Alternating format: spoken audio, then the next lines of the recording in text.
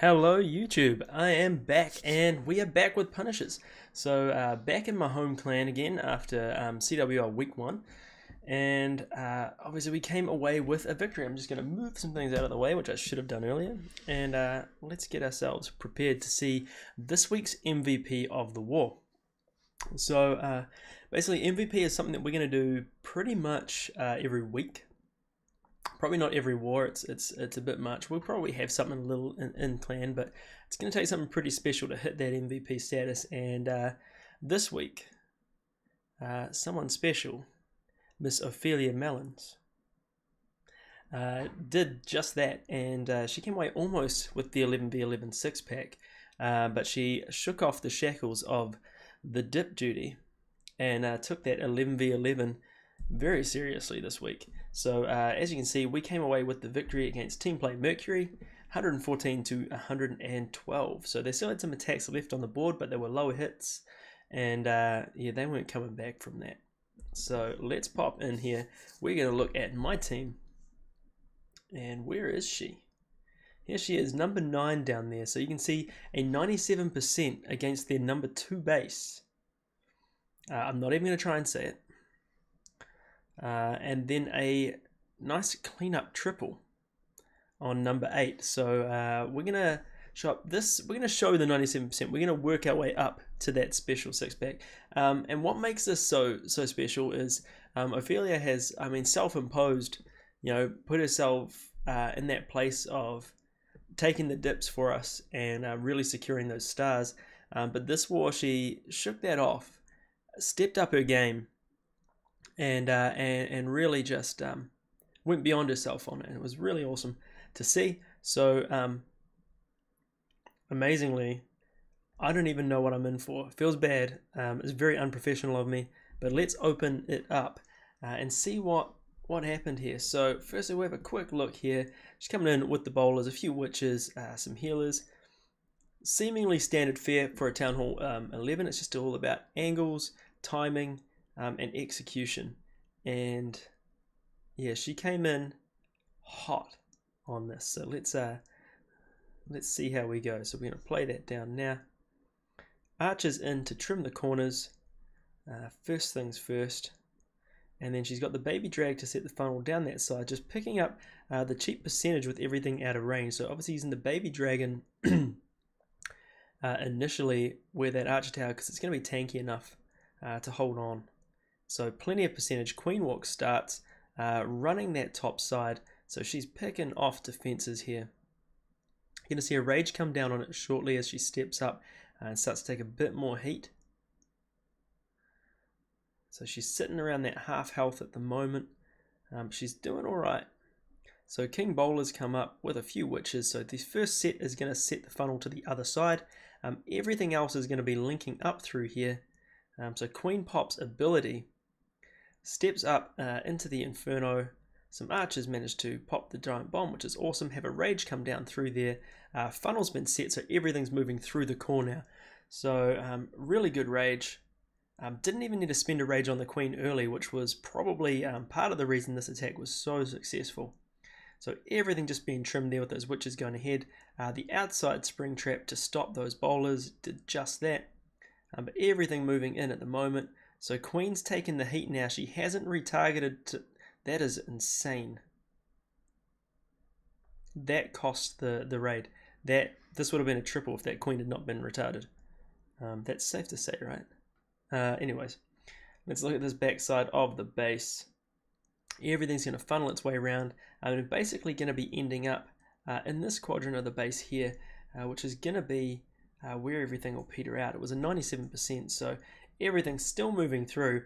Not worried about the CC there, and nothing targeting it, which helps a lot.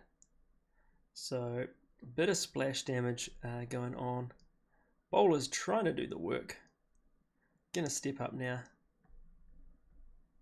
King's still moving through. Healers on the bowlers, but that's all good. So we'll just 2 times here as everything picks through these high hit point buildings. So not starting on it, not taking the trap of committing too much to this side of the base early, just letting everything move through. and in theory this would have been a triple, but the queen decided to pick on that section of wall instead of turning around and hitting what she could. So that sucks. So ends up with a time fail. Graham Warden probably would have done a number on those buildings, so 97%, and this was intended as a scout for another 11 to come in and hit. So obviously we cleaned that one up.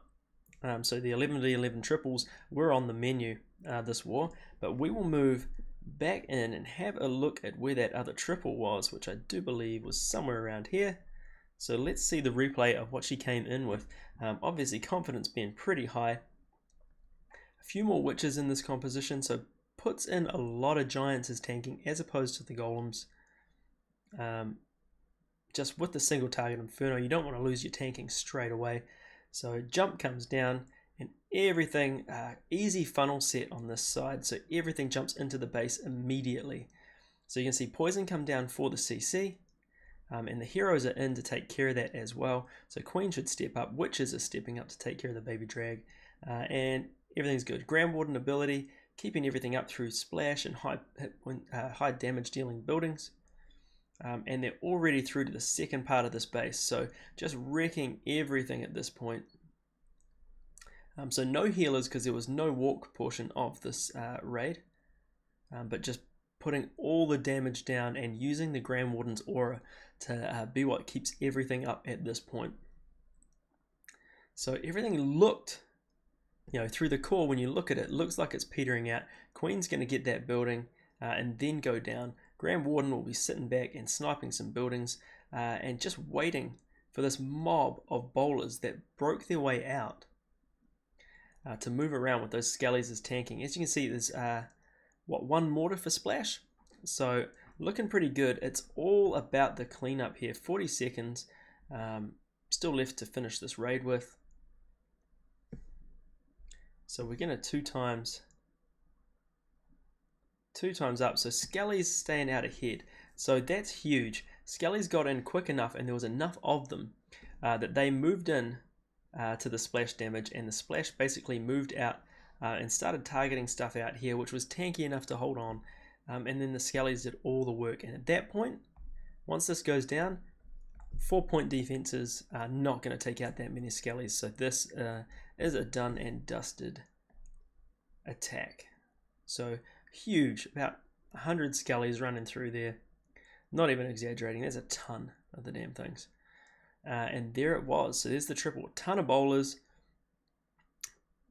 ton of troops. Bowlers getting a skip on there as well. Gonna take it out with the last skip here, and there's the triple. So Ophelia Melons coming in with a 97% 2-star on what was meant to be a scout for another Town Hall 11, and then the 11v11 triple on number 8 from TeamPlayMercury. Now these guys, they were no slouches. They came to play. 112 is a great score.